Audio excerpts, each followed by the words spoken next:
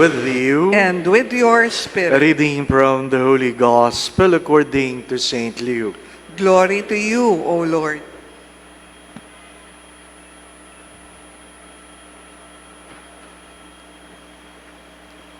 The angel Gabriel was sent from God to a town of Galilee called Nazareth to a virgin betrothed to a man named Joseph of the house of David.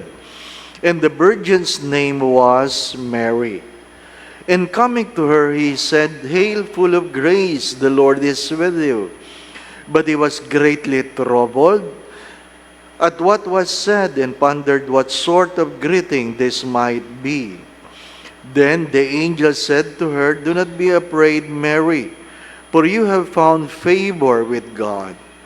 Behold, you will conceive in your womb and bear a son, and you shall name him Jesus. He will be great and will be called Son of the Most High. And the Lord God will give him the throne of David his father, and he will rule over the house of Jacob forever. And of his kingdom there will be no end."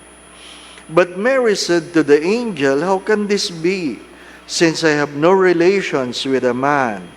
And the angel said to her in reply, "The Holy Spirit will come upon you, and the power of the Most High will overshadow you. Therefore the child to be born will be called Holy, the Son of God. And behold, Elizabeth, your relative, has also conceived a son in her old age. And this is the 6th month for her who was called barren. For nothing will be impossible of God." Mary said, "Behold, I am the handmaid of the Lord. May it be done to me according to your word." Then the angel departed from her.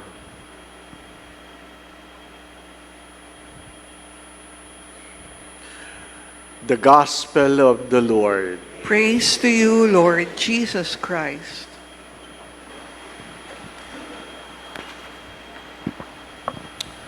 We are celebrating the Immaculate Conception of the Blessed Virgin Mary.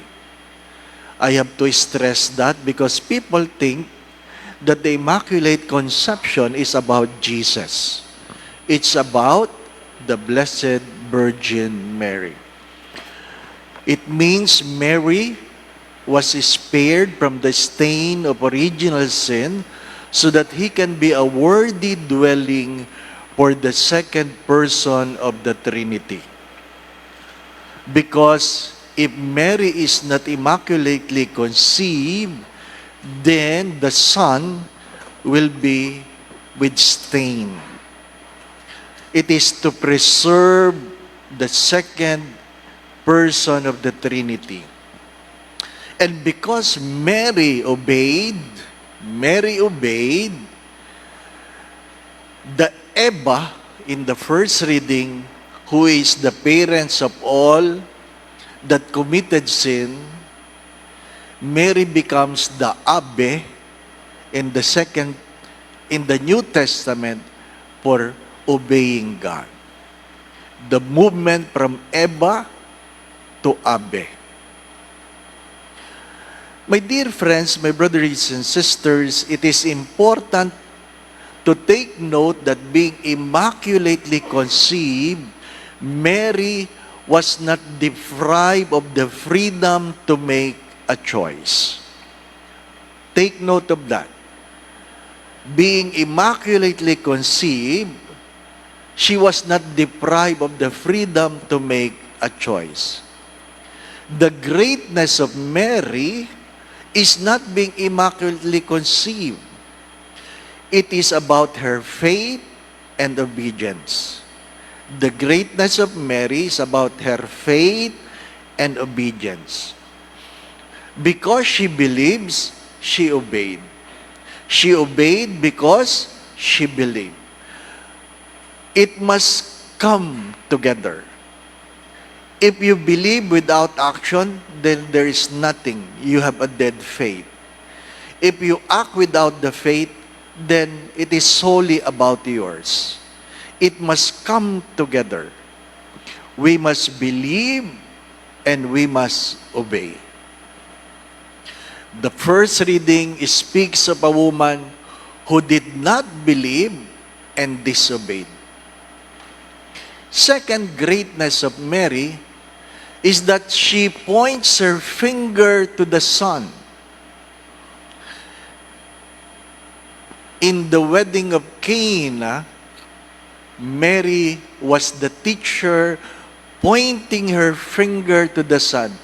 Do whatever He tells you. Mary did not say, do what I have done. She pointed her finger to the Son and said, do whatever He tells you. The greatness of Mary. Third, take note, Mary was afraid. Mary was afraid. It means, even with the faith, you can be afraid. Why was Mary afraid? Because the angel said, do not be afraid.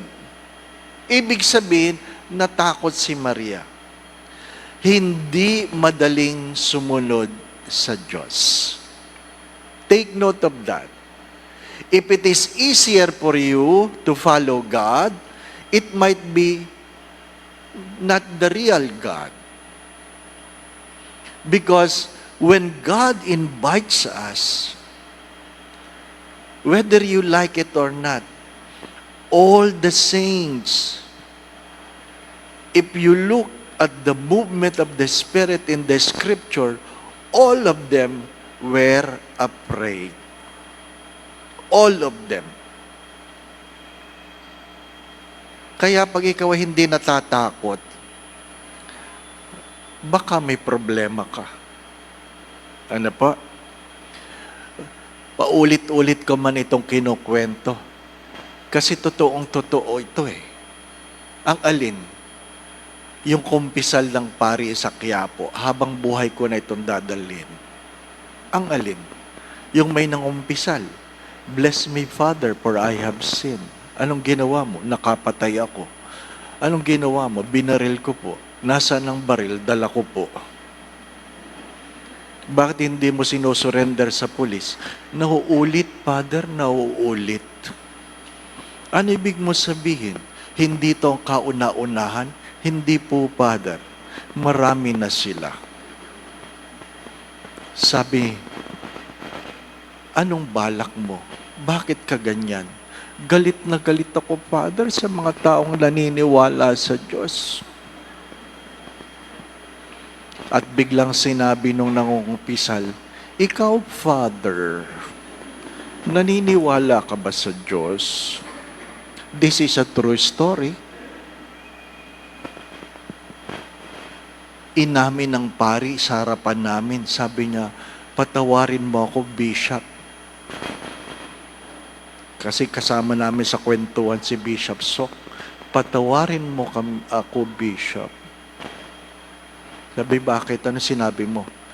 Nung sinabi nung nangungumpisal, naniniwala ka ba sa Diyos? Ang sabi daw niya, well, paminsan-minsan. Natawa kayo kasi hindi kayo nakaupo doon eh, hindi pa ba, ano? Pero pinagninilayang ko yun. Bakit? Kung ako kaya nakaupo doon, ano kayang sasabihin ko rin? Hindi po ba, ano? You do not know how your faith will be tested. But in simple terms, husbands and wives, have you really chosen to be faithful to your spouse? Wala namang tumututok sa inyong baril. Meron ba ditong nakiapid na tinutukan ng baril? Wala naman, no? Wala. But it's good to look into ourselves how difficult it is to be faithful. What makes Mary great is the faith and obedience. Second, she pointed her finger to Jesus. Do whatever He tells you. Amen. I am inviting everyone to our 3-night Advent recollection that will start tonight after the 6 p.m. Mass. Tonight, the facilitator will be Father Linus. Tomorrow will be Father Dave. And Wednesday will be Father Jenny Diwa.